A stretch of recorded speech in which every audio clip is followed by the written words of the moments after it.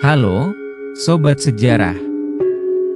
Selamat datang di channel kami, tempat di mana kita akan menyelami kisah legendaris dan sejarah menarik dari seluruh penjuru Indonesia. Dari kerajaan-kerajaan kuno hingga mitos yang masih hidup hingga kini, kita akan mengungkap cerita yang jarang diketahui. Jangan lupa untuk like, subscribe, dan aktifkan lonceng notifikasi agar tak ketinggalan cerita seru lainnya.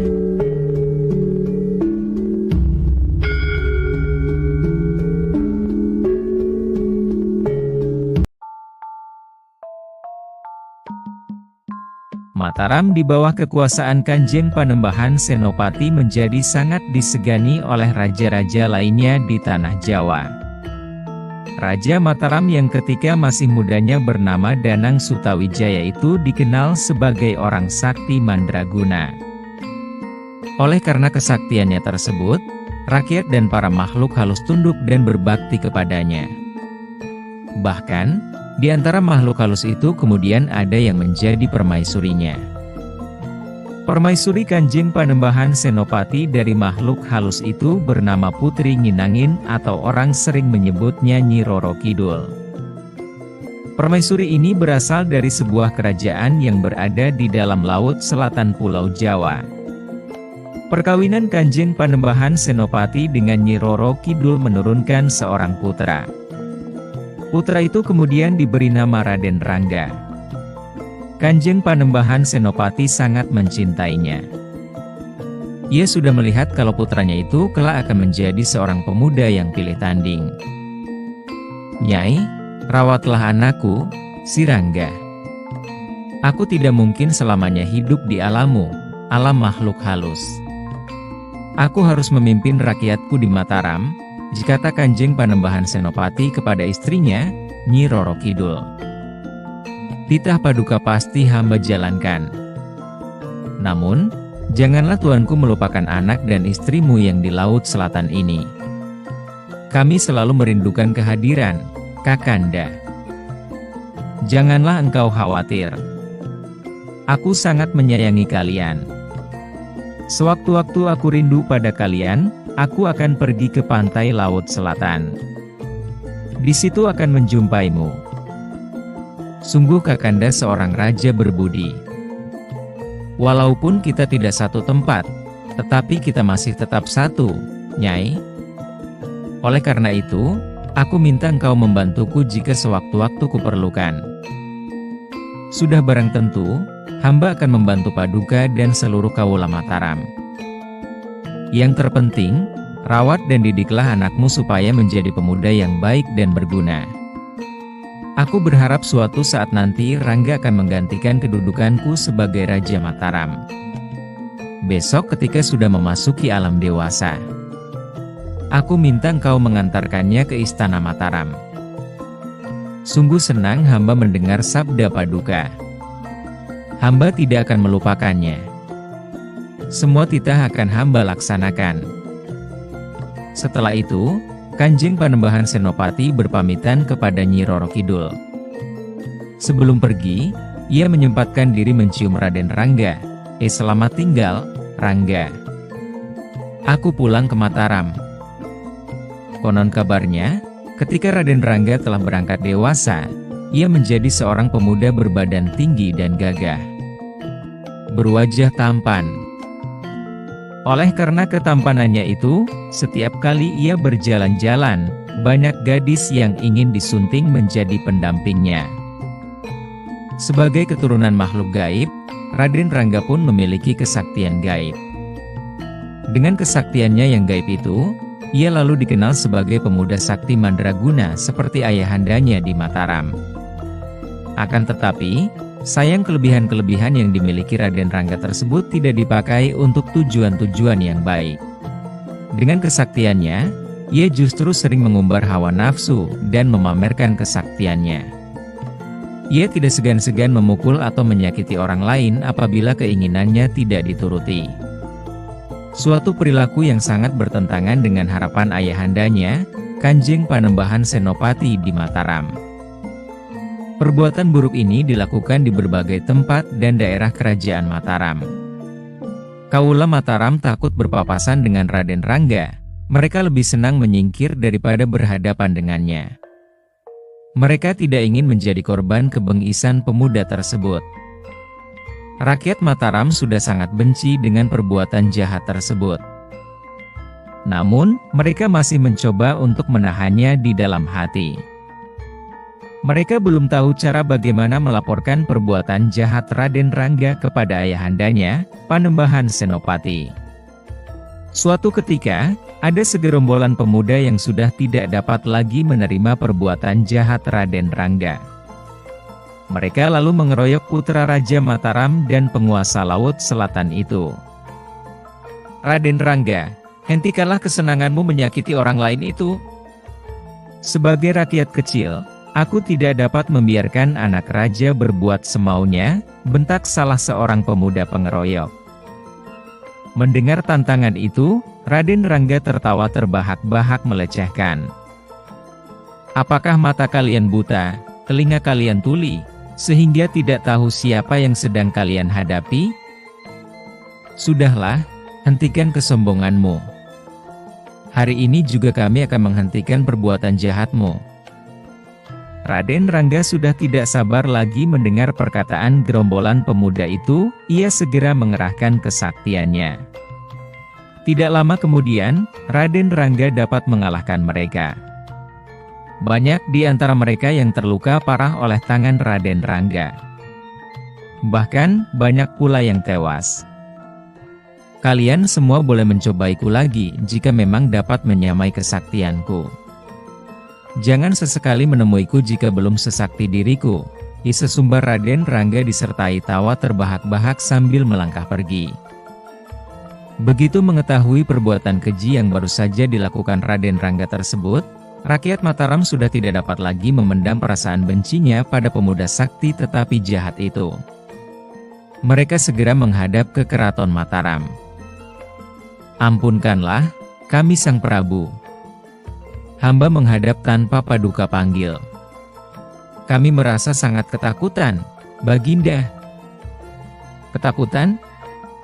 Siapa yang membuat kalian semua takut?" Mendengar pertanyaan tentang siapa pelakunya, para penghadap itu lalu terdiam. Saling pandang. Namun, mereka akhirnya memberanikan diri menjawab, "Raden Rangga, Gusti Panembahan. Aku memang sudah mendengar tentang anakku itu." "Baiklah. Aku tidak akan mendiamkannya lagi, karena rakyatku telah dibuatnya ketakutan. Bukan oleh musuh, tetapi oleh putraku sendiri.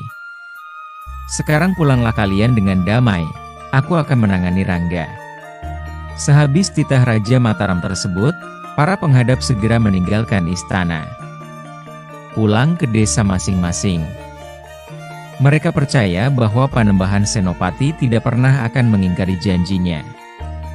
Sebagai seorang ayah, Kanjeng Panembahan Senopati sebenarnya sangat sedih mendengar tentang perilaku jahat putranya.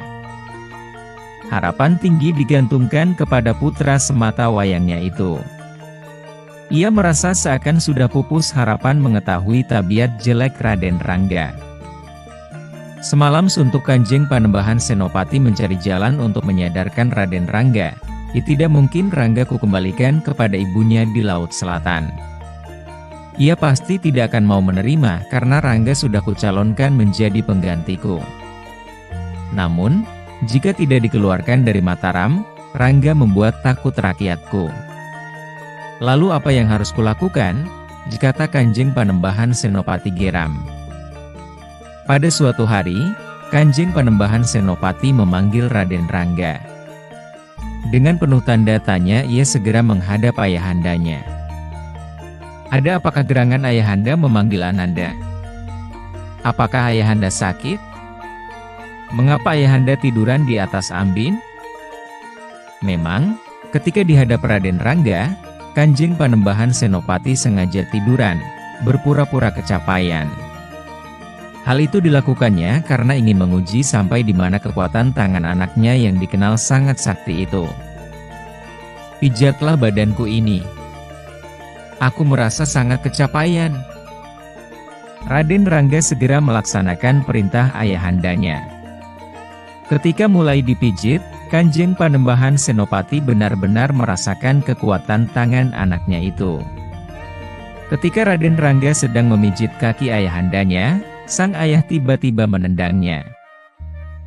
Akibat tendangan itu, Raden Rangga terpental hingga keluar istana.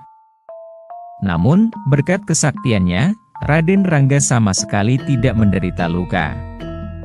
Menyadari apa yang diperbuat oleh ayahandanya tersebut, Raden Rangga segera meninggalkan istana. Ia mengira kalau ayahandanya sudah tidak mencintainya lagi. Sebetulnya, Raden Rangga dapat mengalahkan sang ayah. Akan tetapi, ia tidak mau melakukannya karena itu perbuatan sangat tercela. Raden Rangga terus berjalan tanpa arah. Lama-kelamaan, sampailah ia di Kadipaten Pati. Kebetulan, yang menjadi penguasa di situ masih terhitung paman sendiri, Adipati Pragola. Oleh karena itu, ia segera menghadap dan menceritakan semua peristiwa yang dialaminya. Kecuali itu, Paman, kalau diizinkan, saya ingin tinggal di sini sementara waktu. Dengan singkat Adipati Pragola menjawab, janganlah engkau kecewa, nak. Aku takut kena hukuman Kanjeng Panembahan di Mataram. Bisa jadi, kedudukanku sebagai adipati akan dicopot. Menerima jawaban seperti itu, Raden Rangga sangat marah.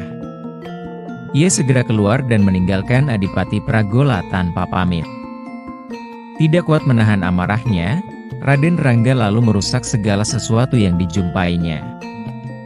Banyak bangunan dan tembok kadipaten rusak serta hancur terkena pukulan Raden Rangga. Bahkan, tidak segan-segan ia menjatuhkan tangan kepada rakyat kecil hanya gara-gara minta hidangan.